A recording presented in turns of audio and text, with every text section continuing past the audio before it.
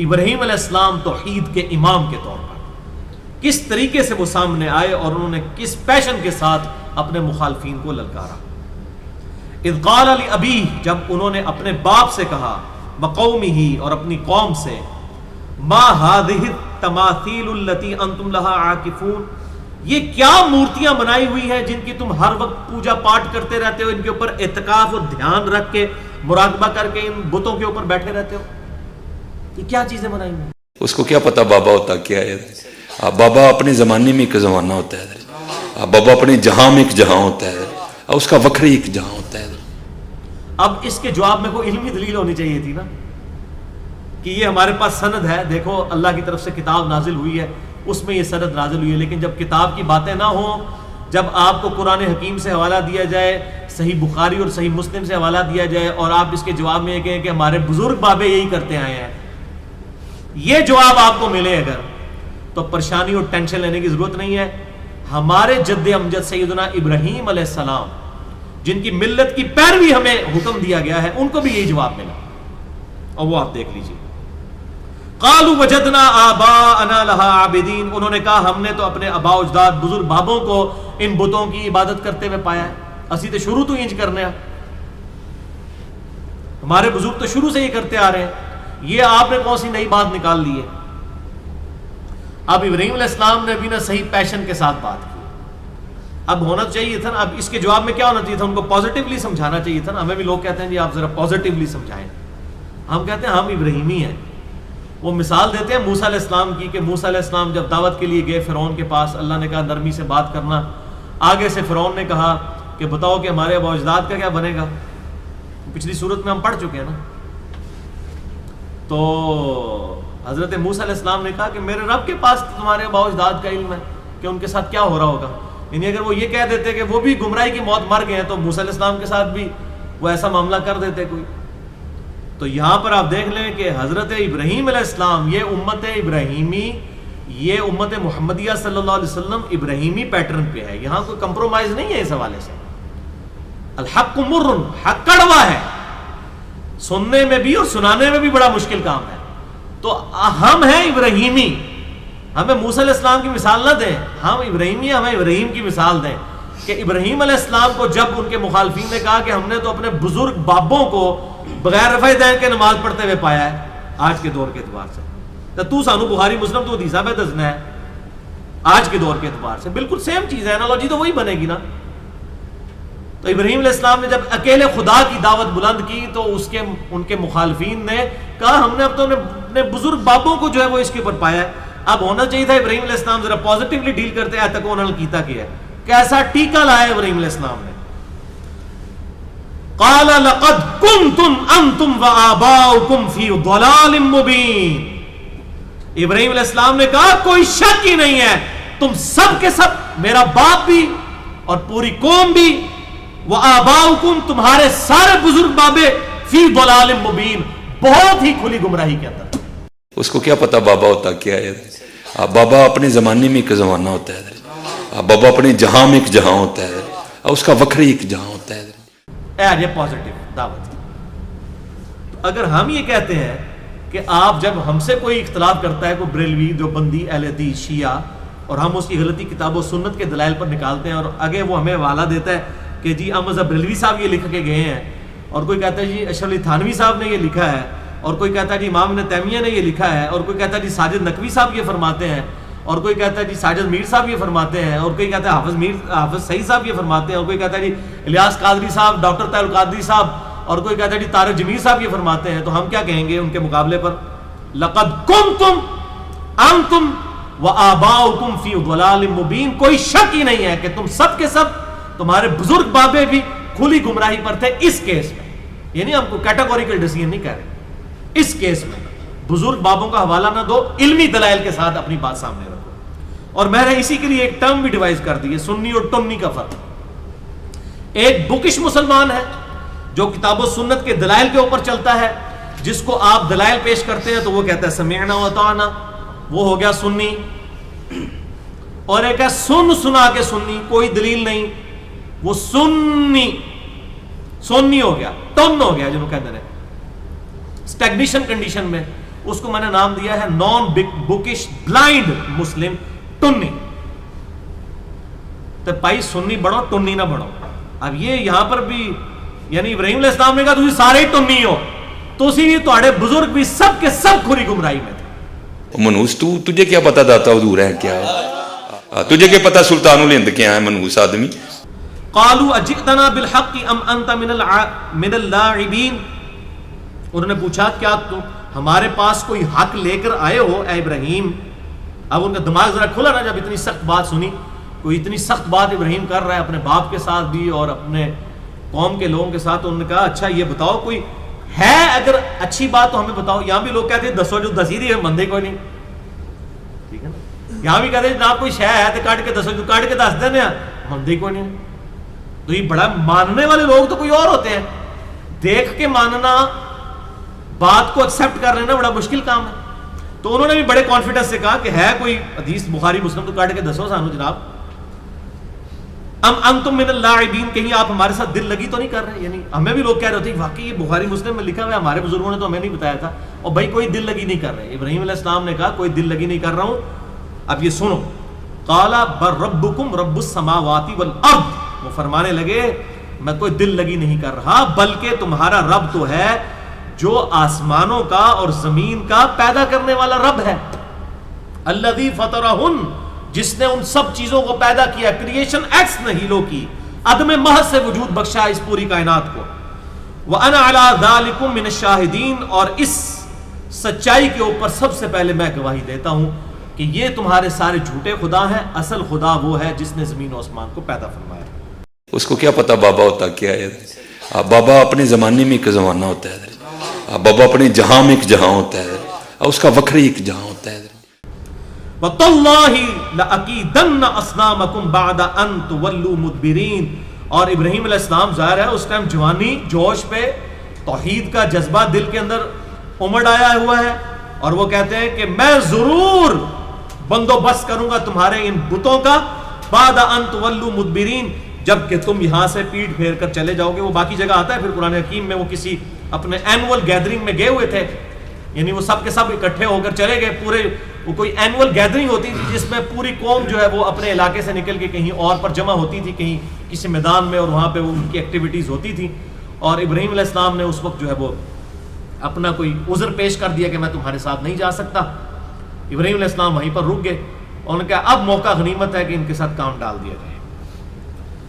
فَجَعَلَهُمْ جُذَاذًا إِلَّا كَبِيرًا لَهُمْ, پس ابراہیم علیہ السلام نے تمام بتوں کو توڑ دیا سوائے ایک بڑے بت کے.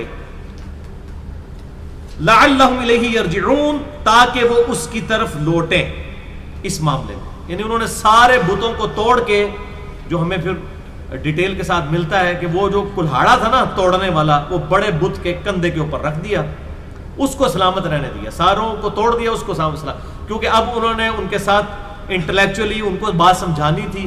تو یہ ابراہیم علیہ السلام نے ایک طریقہ اختیار کیا, سارے بت توڑ دیے.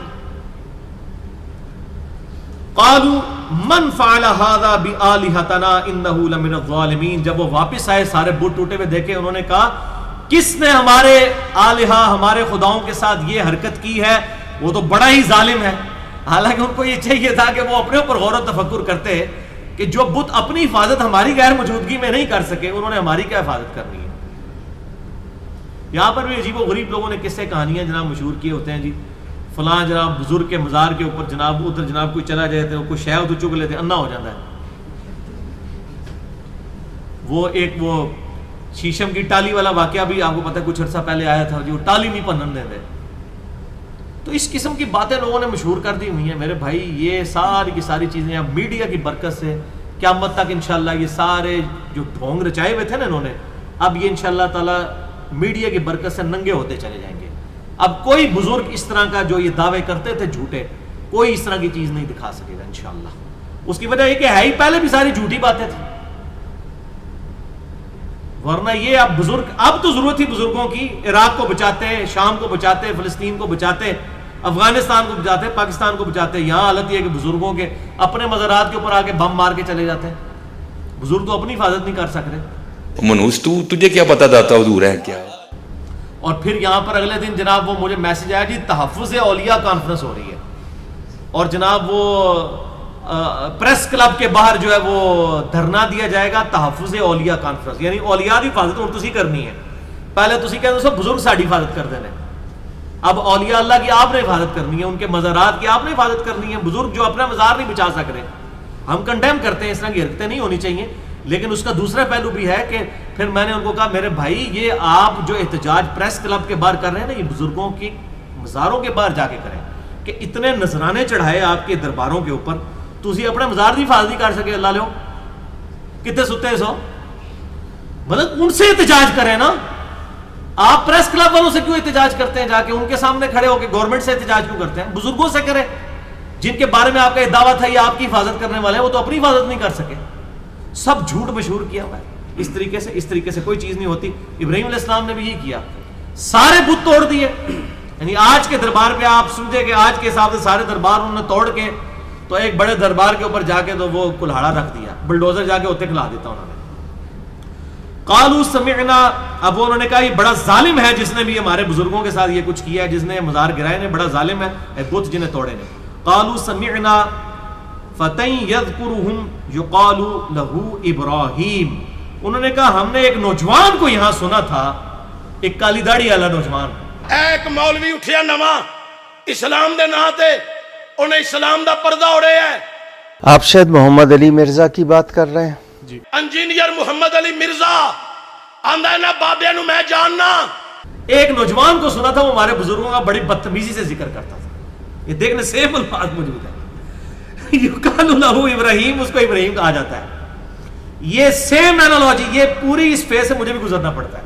وہ کہتے ہیں جناب ایک علی منڈا بیٹھے ہیں ساڑھے بزرگوں کا بڑی برائی نہ ذکر کرتا ہے، مقدس ہستیوں کی توہین کر رہا ہے.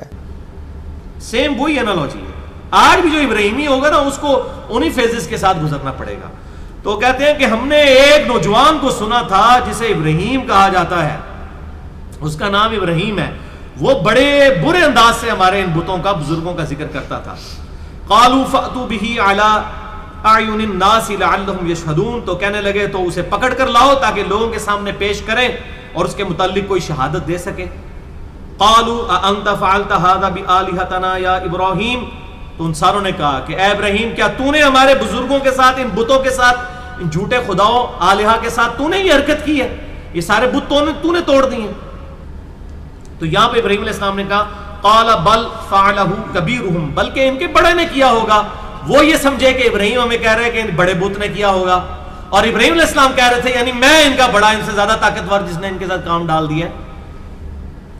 کبیرہم ھذا فاسألوہم ان کانوا ینطقون، تو یہ وہ سامنے موجود ہے، اگر یہ بولتے ہیں تو ان سے پوچھ لو.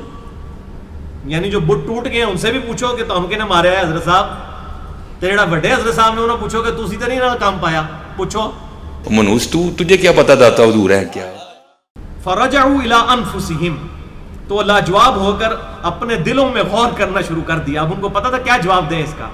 فقالوا انکم انتم الظالمون، انہوں نے کہا نہیں ظالم تو ہی ہے ابراہیم، تو ہی کام پایا ہے. یعنی اب وہ اصل میں تو یہ بات مان گئے کہ ایک بت دوسرے بت کو کیسے توڑ سکتا ہے، اور ان بتوں سے ہم کیا پوچھیں، تو نے یہ کام کیا ہے. یعنی ہمیں سمجھانے کے لیے کیا یا جس طریقے سے. ثم نکسوا علی رؤوسہم، پھر وہ اوندے ہو گئے اپنی گمراہی میں، بجائے یہ کہ وہ سبق حاصل کرتے پھر وہ اپنے سروں کو انہوں نے جھکا لیا. لقد علمت ما هؤلاء ينطقون، اور پھر کہنے لگے، یعنی دل ہی دل کے اندر وہ کہنے لگے یا انہوں نے زبان سے کہہ دیا کہ تجھے تو معلوم ہے خوب کہ یہ باتیں تو نہیں کرتے ہیں بت، بزرگ بول تو نہیں سکتے نا، تو ہم تو پتہ ہے نا. ٹھیک ہے نا، تو ہم اسی لیے کہتے ہیں جناب کہ ہمیں لے جائیں. آپ کہتے ہیں نا ہمارے بزرگ کشف القبور قبر سے باہر نکل آتے ہیں، تو ہم آپ میڈیا لے کے چلتے ہیں، ذرا دسو کہڑے بزرگ کو باہر کٹ کے دسو ساڑھے سامنے. پھر میڈیا کے سامنے ان لوگوں نے بھی کہنا ہے تو ہم پتہ ہے جناب ان تو نہیں کوئی نکل سکتا نا، جڑا مر جائے ایک بار. زندہ آدمی اپنے کپڑے اتارنے دیتا ہے، تو جب بزرگ فوت ہو جاتے ہیں ان کے کپڑے کیوں اتارتے ہیں آپ؟ نالا بھی کھول دیو، قمیض بھی لان دیو، کفن دین دیو. زندہ آدمی تو اپنی ناڑا نہیں کھوڑن دیتا.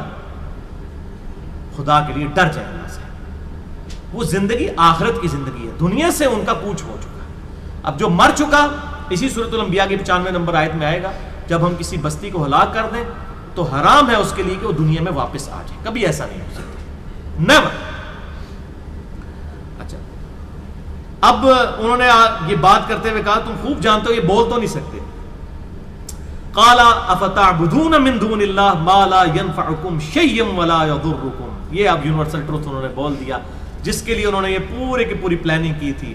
کہا اے نادانو تم عبادت کرتے ہو اللہ کو چھوڑ کر ان ہستیوں کی جو نہ تمہیں نفع دے سکتے ہیں نہ نقصان, یعنی جو اپنے نفع نقصان کے مالک نہیں, تمہیں کہاں سے نفع نقصان انہیں دینا ہے.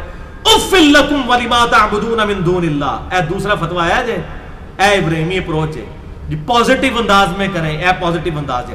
اُفِّل لَكُمْ, تف ہے تمہارے اوپر اور ان ہستیوں کے اوپر جن کی تم عبادت کرتے ہو اللہ کو چھوڑ کر. افلا تعقلون, کیا تمہیں عقل نہیں ہے؟ میں بھی کہتا ہوں تف ہے ان کے اوپر, ان فرقوں کے اوپر اور ان فرقوں کے بزرگوں کے اوپر کہ جب ہم ان کی غلطیاں کتاب و سنت سے بتاتے ہیں اور یہ لوگ ماننے کے لیے ہوتے, ہم کہتے ہیں تف ہے تم پر. ابراہیمی ہے.